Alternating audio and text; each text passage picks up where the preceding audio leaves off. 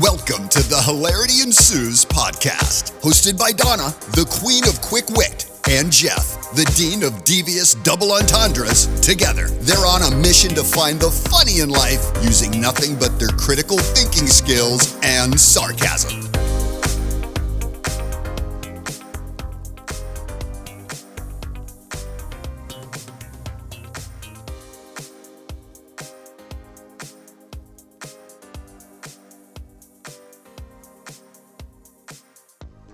Hello, everyone, and welcome back to another episode of Hilarity Ensues. I'm your host, Donna, and joining me here today is my co-host, Jeff. Hey, life is hard enough, so Let's laugh a little. there we go. Today's show was prompted on Jeff doing some deep research for today's show, and he's gonna go to YouTube because that's where we do research. And he came across one of those, I won't say street interviews because it wasn't on the street, it was in a shopping mall, which that freaks me out every time I see someone in a mall because I'm like, those places still exist where they're indoor, but I guess they do. For now. And yeah, for now, I mean, I think the only thing that's holding malls together is that the senior population, that's where they go at 7 a.m. to walk. Yeah. That's the only purpose they serve. I guess you can get some cotton candy and pretzels sometimes. Yeah, I don't know about that.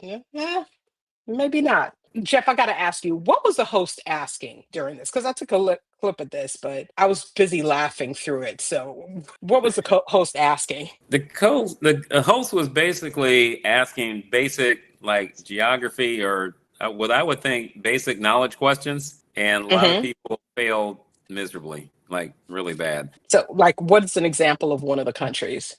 Okay, one of the questions was what is the least populated continent? That stuck out to me because I know that one. That's pretty obvious. At least I thought it was obvious. And they were answering like a state or so. I forgot what the answers were so off. They weren't even countries. But for those of you playing at home, it's Antarctica. Yeah, least populated by far. It's not even close. So pretty because of weather. Yeah, weather is kind of bad. Yeah. You're bored, Google Antarctica weather and see what that looks like. Not good. Okay. All right. Maybe later on we'll go through like a speed round of some of those questions. Okay, see how well I do while I'm talking this. you know. But what I did catch is that there were a lot of people, in addition to answering these questions so incorrectly, it was like the blank stares on their faces of what you're saying. I've never heard it before. It makes absolutely no sense to me. And almost like the look of offense, like, you expect me to know that? Right. It also looked like they were, even though they were both speaking English, it looked like they were receiving it in a different language altogether. Yeah. And I think the one that gave me the greatest pause, the question I do remember was, which country has the largest oil reserve? And I'm like, no one is paying attention to politics. No. Because if you were paying attention to politics, you would know the answer to that. Yeah. Our government went in and captured their president. Yes, along with their oil. If you haven't guessed it, capital V. If you haven't guessed it by now, it's Venezuela. Yes, that was the reason. Jeff said something to me that I quote to this day. And when I quote it to people, they're like, I'm going to use it. And my quote that I stole from you, which it's my quote now. The statute of limitations has passed on this. I stole the quote too. I'm pretty sure which one you're talking about. But you said, when in doubt, 99.9% of the times, it's money. Yeah. Mm-hmm. If you ever have a question about something, 99.9% is back to money. Why do companies lay people off? 99.9% of the time is due to money. Why do people have bitter divorces? 99.9% of the times it's because of money. Money's involved somewhere. Money is involved somewhere. So I was like, that was really saddening to me to realize that in particular, along with some others, was that we are really not literate. We're not literate. As a country, as a nation, we're not literate. Not even close. And so, not even close. So I'm going to ask you, Jeff, to define literacy. Okay. This is not the dictionary definition. This is the Jeff definition. But it is the ability to communicate all of them, verbally, written, and listening to a satisfactory amount, whatever that may be. And that is correct, because that's like next level. Most people, when they hear someone is illiterate, they typically gravitate toward this person cannot read or write. Mm-hmm. And that's very basic when it comes to literacy. When we talk about literacy, it's how we communicate, how we connect. Literacy means your ability to process information. Something is told to you. Do you have the ability to not only process that information, evaluate whether this information is true? Oh my God, we're seeing today's climate that people are illiterate just by that definition alone. The inability to evaluate if something is true or not. Yes, it is. It's entertaining, but it is sad at the same time. But yeah, I watched a bunch of those videos, and I was just one of many that I sent to you. But I'm just like, they'll just random pop quiz on the street, and they'll just ask you, what's the square root of 9? And they're like, what's a root? What's a square? What do you mean? What's 9? Like, what? Are you serious? Like, this is just, it's not really that advanced math, but if you're an adult, you should know that. Yeah. And that kind of leads into also recognizing context or understanding the nuance of something. Or what you and I are very well known for is sarcasm. People not understanding sarcasm. I'm like, what is going on? And again, solving problems or thinking critically, another thing that we talk a lot about. So in other words, reading words on a page is just simply not enough to be considered literate. True. You have to understand what people are saying. And a lot of people don't out there, as evidenced by that video. No, they do not. They do not. I think we both have taken a step back from it. You read something online or you see a video of something online and you go to the comments and you see that people truly didn't grasp an understanding of what was said or what was communicated. And at this point, it's almost pointless to argue with them because they're illiterate. Right. They don't get the concept. I think I'm going to share with every one of our listeners, my guilty pleasure is reality dating shows. Yes, it is. That is my guilty pleasure. You know why? It's because I can sit back and watch it and see all the bullshit. Mm-hmm. For lack of better words. I can tell when someone's putting on a front, when they're performing for the camera. I look at body language. I look at all of those things. I can tell when producers have fed into them on a narrative or what they need to say, all of those things. And I forgot what season of Love is Blind it was, but it was way back. And there was a couple that left there as a couple. I don't even remember her name. She was so insignificant. But she did not come. She was the one that did Marshall dirty. Marshall was the young man that was making her breakfast and compote and all kinds of crap. But anyway, I digress. He chose somebody else. She did him dirty. And she didn't even come back to the reunion. She was remoted in to the reunion episode. And I made a comment on YouTube when someone posted that. I'm like, they're no longer together. They're not together. That isn't even their house. And someone hopped in, and that's me paraphrasing, but I said something along those lines. And so, how do you know that? And I was going to respond back to her and break it down, all of the things that I noticed, such as the rentable space that had no furniture in it, that they were claiming that they lived in, their body language and engagement with each other, being a new couple that wasn't there, all of those things, her stuttering when asked certain questions, his discomfort when answering certain questions.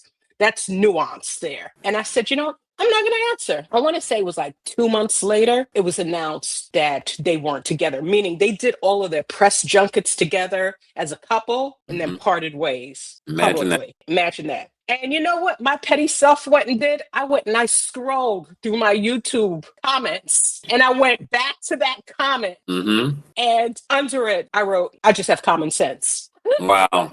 And that's it. Did the other person reply back, or they just backed into the bushes? Did not reply back. They backed into the bushes. And that's what I'm saying is that people make these bold statements and they have these parasocial relationships with people they've never met before. And they're not literate. They don't pay attention or think critically out certain situations. So that's my bit on that. But as I digress, but I think what that leads to is not only are we illiterate in that sense, but there's a reason why we're illiterate. Is that things that we learned before as children, today's kids are not learning those things. Mm-mm. I saw an English teacher on TikTok, and he admitted something that I want to say I was shocked, but it didn't surprise me. He said that school districts discourage teachers from teaching punctuation and grammar because those skills aren't emphasized on standardized tests. Damn, just throwing it out the window. Yeah. Just throwing it out the window. We threw cursive out. And people said that cursive was useless because people are now typing on a computer and no one's writing freehand anymore. And I don't agree with that, because what cursive taught was dexterity, and it tapped into a center of your brain for you to use. That's why people who write in cursive are a lot smarter than people who are writing chicken scratch. That's just my opinion. I have no data to support that. So don't come at me, because I'll wait 3 months for some study to come out and I'll come back to you and I'll answer your question or your comeback. But anyway. With common sense. Yeah. So, and this is something I knew for a long time, is that teachers are pressured to teach to the test because schools receive ratings, and those ratings determine their funding. And they're like, we don't want to mess with our 99.9% of the times, we don't want to mess with our money. Exactly. I mean, have you noticed anything when it comes to Graham? Because you come from a family where education was really important. Extremely important. Yeah. Yeah. Mom was an English teacher for like 28 years or 30, a long time. So yeah, we didn't get to mess around. We didn't get to really use slang. When we got older and she realized that we were just playing, we had to say it the right way first and then say it the slang way, or vice versa, but we had to say it both ways. But punctuation, grammar, all that had to be on point before we got out of that. Yeah. Shout out to my dudes for like the two system approach. Say it properly. Okay, now go ahead and say it. Say it for the streets. Yes. Say it for the streets. I don't want my baby to get beat up when we go into the hood, Yeah, my baby needs to be bilingual. So yeah, it's not taught. And there's another thing, and I'm going to talk about here, is elite boarding schools. Share a little. When my youngest was in middle school, junior high school, I looked into sending her to boarding schools. And it's not because I have a trust fund or I'm independently wealthy. There are programs out there where you can get your kids that are high performing into a boarding school. And I had a cousin that hit me the game, and he told me how to do it, right? I think I came in a little bit too late in the process as preparation. This was something I tried to prepare her for when she was in middle school. It was something I really needed to start out with at elementary school. Had I known then what I know now, I would have done things a lot differently. But these would afford her an opportunity, because my younger cousin went to Choate Rosemary Hall, and I believe that's in Connecticut. Just to give you an example, Ivanka Trump went there. Okay, that's a special school. I would say the top 3 is Phillips Exeter Academy, Choate Rosemary Hall, and the Hotchkiss School. Those are the top 3. There are others out there, and there's others that I looked into. What I also found is that kids that go to those private elite boarding schools where the tuition runs at around $60,000 to $70,000 a year. Ooh, yeah. Okay. That's a stinger. We're talking about college tuition in high school, okay? But there's a reason why people go to these institutions, because they learn a lot of the critical thinking skills, a lot of the problem solving skills, a lot of the study skills that most kids don't learn until they get to college. And so these students, by the time they get to college, they are far surpassing their peers. They're fully prepped. Yeah. They are fully prepped. They are hitting the ground running. I think our public schools systems teaches rote memorization. Okay. Just learn it for the test and you can dump it later. Yep. These kids are actually learning analytical thinking, persuasive writing, debate, researching, and problem solving. That's a layer that most kids are not introduced to. And they graduate from colleges, usually with distinguished graduates, and they advance on maybe to law school or an MBA program. And again, they're hitting the ground running ahead of their peers. And there was one teacher, she said, you know what? I'd love to teach there for a year and bring those ideas back to public school. Yeah. And I'm chuckling here. Here's why I'm chuckling. Because that's what I was thinking. Good luck. Because those schools are hard to get into as a student. And I can say they're just as hard, if not even harder, to get in as a faculty member. Right. You got to be super vetted. Yeah.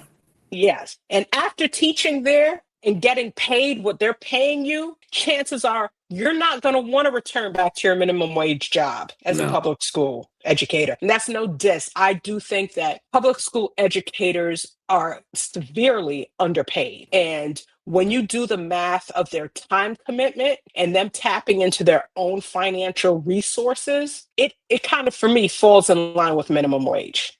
Right. Yeah, I've heard some horror stories about just reaching into their own piggy bank. Reaching into their own piggy bank. You know, when teachers have to buy toilet paper and hand sanitizer and crayons and pencils, copy paper and all that, we have an issue here. They do not make enough money for that. So I thought that was telling because she recognized it as an educator, because I think she got a bird's eye view into that. Here's the other thing. Here's my unpopular opinion here. We always talk about kids reading. Have you heard an adult read out loud lately? Not in a while, no.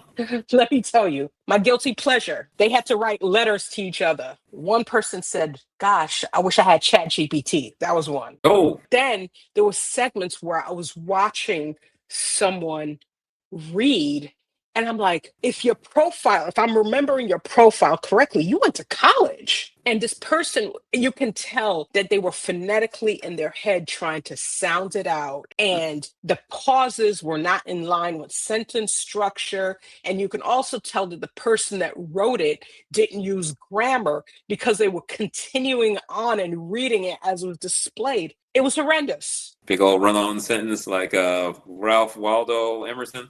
Run-on sentence. I mean, Nike track shoes on running. Yes. The other thing is when it comes to reading. Did you ever take theater when you were a kid? I did not, no. Well, I did. And what theater teaches you to do when you're reading out loud is adding emotion to the text, learning what words to emphasize. And I'll say another thing that kind of focuses on that as well. If you ever go to a Toastmasters meeting, Toastmasters, if you ever want to learn how to speak in public without fear. If you have a fear of public speaking, it's a good place to go. But it also teaches you that because how you sound in reading that text is just as important as the text. But if you don't understand the context, the emotion, or the nuance behind the text, you're not going to have the ability to do that. Pacing, inflection.